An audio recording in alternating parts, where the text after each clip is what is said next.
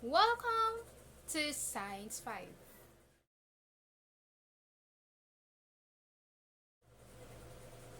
Good day, grade 5. This is a video discussion for Science 5 Week 1. Are you excited? I bet you are, so let's start. We will be discussing useful and harmful materials. But when can we consider materials are useful?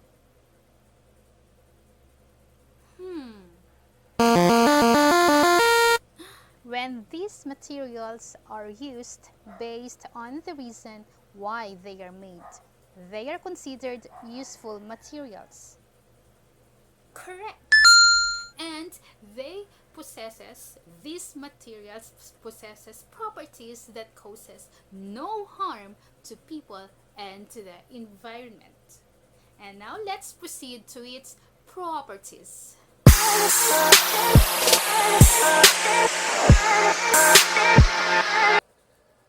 The first property that we're going to demonstrate is flexible.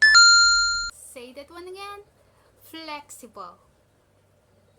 Correct. Can you identify what is this? What do you call of this one that I am holding? Correct. It is a belt. Okay. Do you have this one at your home? If you have this kind of thing at your home, can you do this thing with me?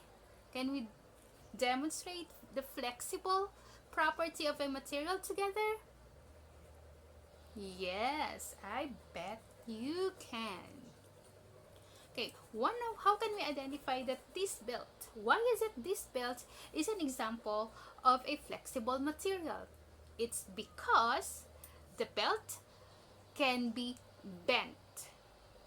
Do you believe that? Let's see.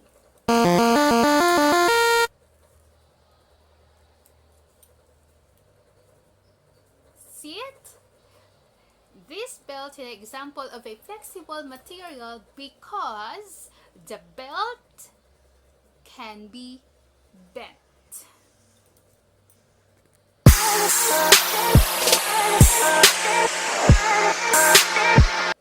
I will demonstrate one of the properties of a material is the transparent. Say it again. Transparent. Got it right. One of the examples of a transparent materials is a plastic cover or a plastic cellophane. This is what we are using when we are covering our books or our notebooks. Then how would we know? We can simply identify that a material has a property of transparent if it will allow the light to pass through. So we will using the light of our phone and this plastic cover. Okay, let's see and observe. Have you seen the light that passed through this plastic cover?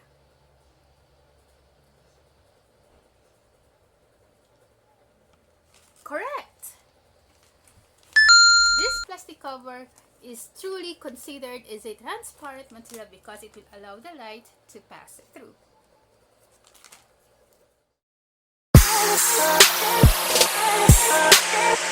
The next property of material is opaque. Say that one again. Opaque. Good. So one of the examples of an opaque material is a paper. How would we know?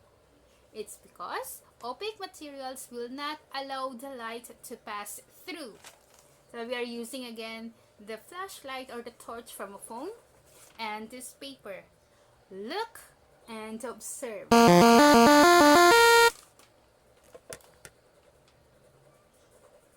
Does the paper allow the light coming from the phone to pass through it?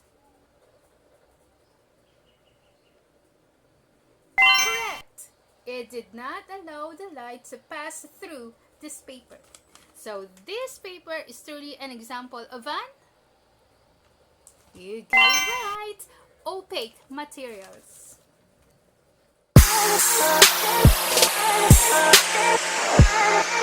The next property that we are demonstrating is brittle.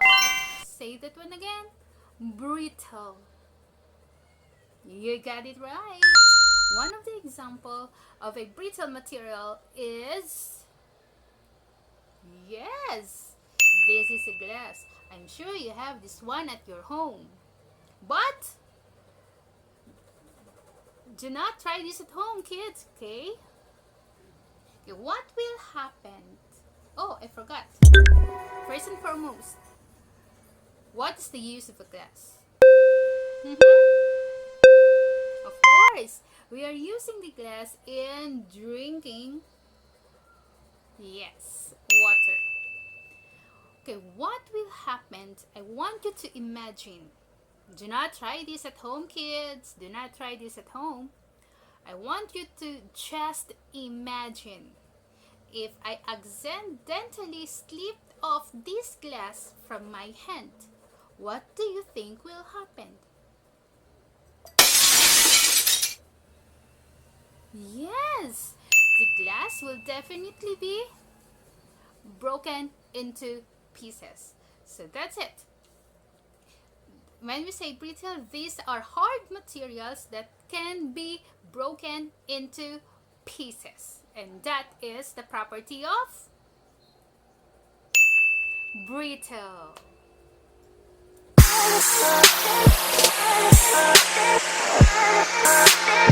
And now we have the property of rough. Say that one again. Rough. Very good. When we say rough, meaning it is an uneven surface. One of the example of this is usually found in our kitchen, and it is used in washing the plates, yes, and our glass. So if you have this one at your house, you can do this with me. We can do this one together. I want you to touch this one and feel it.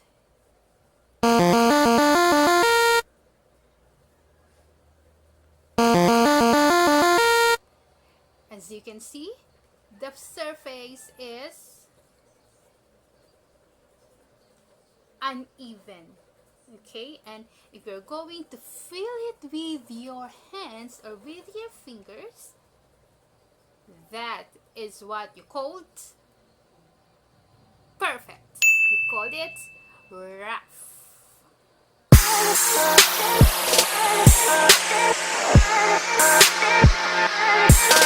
I want you to identify this one with its sound. What do you think is in my hand?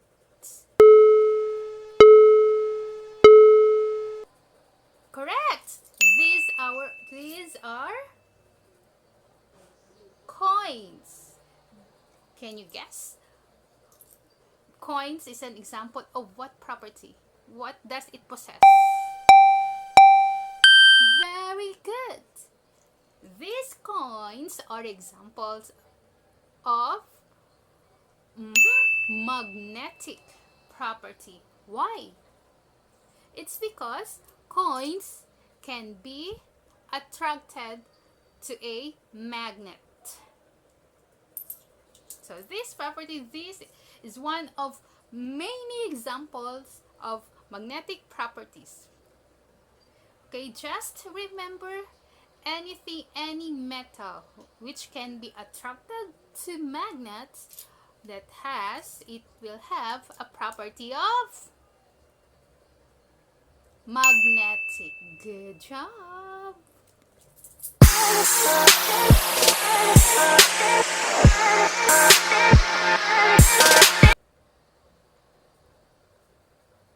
Oh, there you are.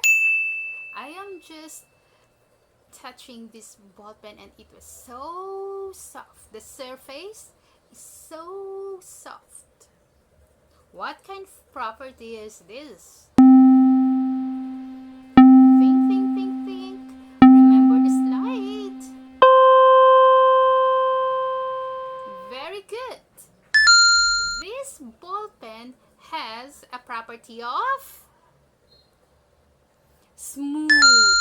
Say that one again. Smooth. Good. So, what can you describe?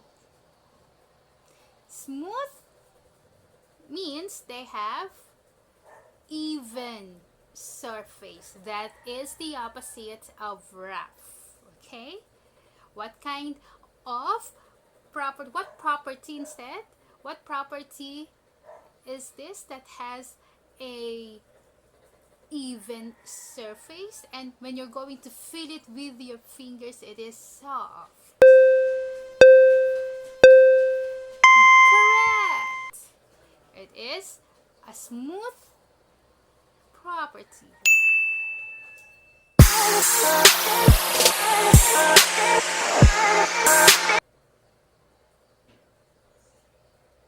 Observe.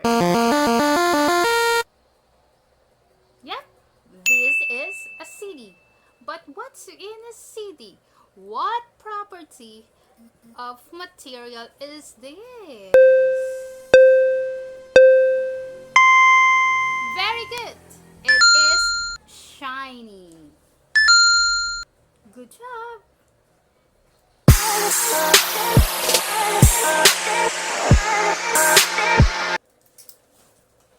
Oops.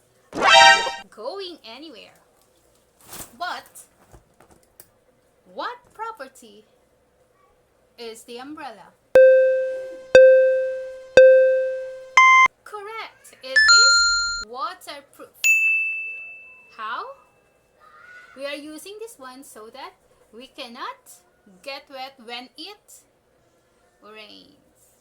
Very good. But always wear your umbrella. Always use your umbrella or bring your umbrella. Always, especially during rainy days.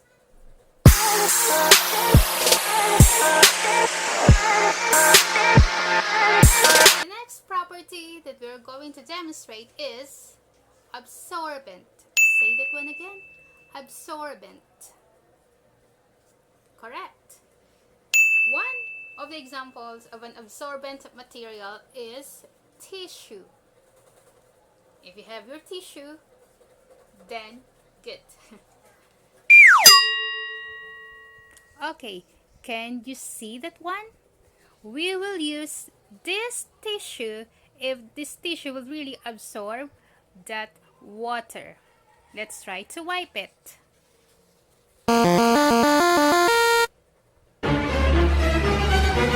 Ta-da!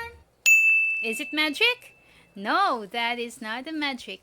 The water was being absorbed by the tissue. So that is the property called absorption. That's about harmful materials. So how can we identify that a certain material is harmful? Aha! Let's listen to this. Harmful materials endangered the lives of people, other living things, and the environment in general. Great. So we have to remember, we have to keep these things away from the reach of children, especially to your younger sisters or brothers. And we have to read the product label of the product. Where can we find the product label? At the back of each product. So make it a habit to anything, to any product that you will be buying, or on what, to the product that you have bought already. Always read the product label that can be written, that are written at the back of the product. Those are the for food, they have the nutritional facts, or for other products, they have the directions, the precautions. So that's it. And do you know what is the important thing? The important thing is that whenever, if there are instances that we can handle these materials, we must ask the guidance and the strict supervision of our parents or any adults living with us. Do not handle these materials alone. Have a strict guidance. Ask for strict guidance and supervision of our parents.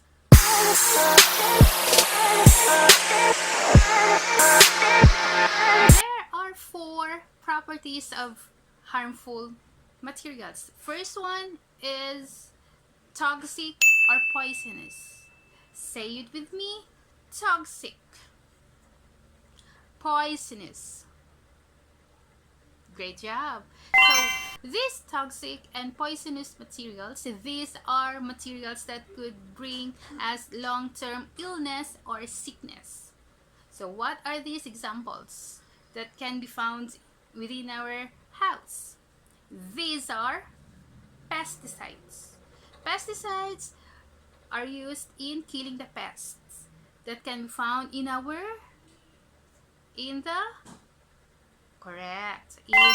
plants. So if your moms are fond with plants, they can use pesticides to get rid of the pests or to protect the plants from the pests.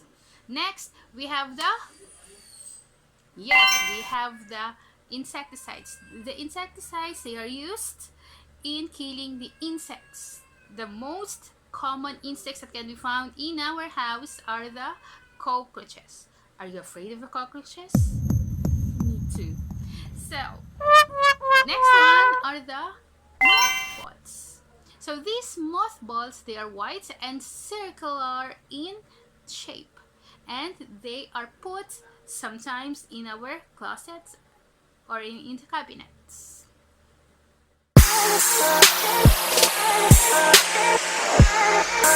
The next property of harmful materials is flammable. Say it with me. Flammable. Good. So what are these flammable materials? These flammable materials, they can ignite or can catch fire easily. For example, we have the air freshener. Are you using this one at your home? I bet all of us are using it. If we want to have a good smell in our house, something nice, something good, something fragrant.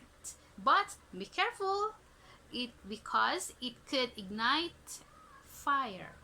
Next, we have gasoline. Gasoline is used sometimes. Few of us or some of us are using gasoline in cooking. But then, if you are using this one, always ask for strict guidance and strict supervision of your parents. Next, we have LPG. Yes, you have these at your home?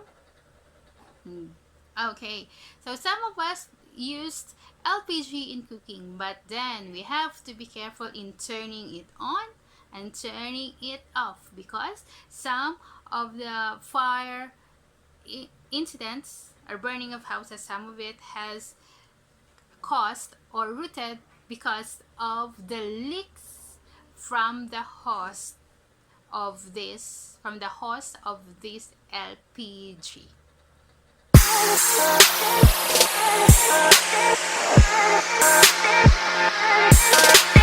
The next property of harmful materials is corrosive. Say it with me. Corrosive. Good. So these materials, these are the strong acids or base, and it can cause great damage once it touches our skin, our eyes, or nose, respiratory tract, even our digestive system when you accidentally drink it or swallow it, and even the metals. Once it touches the metals, it could damage. So these are the examples of corrosive materials which can be found sometimes in our home. First, we have auto batteries. So these auto batteries, they are found in the car. When you have your own car, so once you open that one, it can be found mostly in front. together with the machines or other parts of the vehicles. It is very dangerous. Once you are going to dispose these auto batteries, you have to dispose them properly. Okay, next example, we have the toilet bowl cleaners. Yeah, almost all of us are using toilet bowl cleaners in cleaning our toilets. As if you would try to, or if ever you have experienced cleaning your toilets using toilet bowl cleaners, you can see or you can observe that it has a very strong odor. Sometimes it could have give you a headache or something sour in your throat. So that's why if you're using this one, or someday in the future, you have to use some mask and gloves. And then another example is bleaches. Yes, are you familiar with this one? So it is used sometimes in our clothes, especially when your clothes have stains. Your mother uses this one to remove, to get rid of, or to rid off the stains. One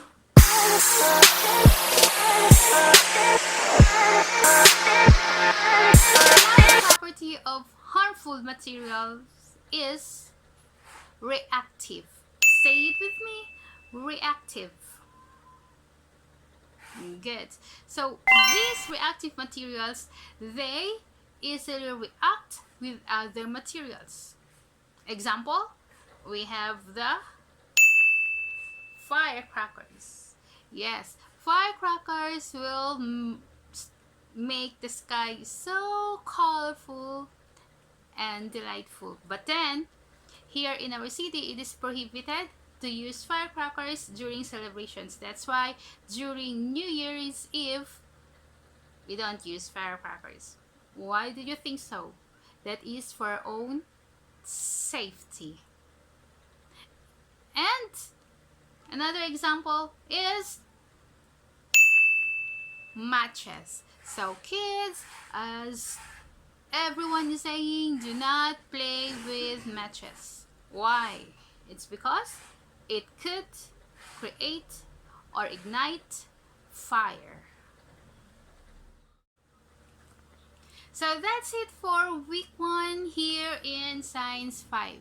So please subscribe to this channel and click the notification bell for you to be updated for our next video. So, bye! High five! Grade 5.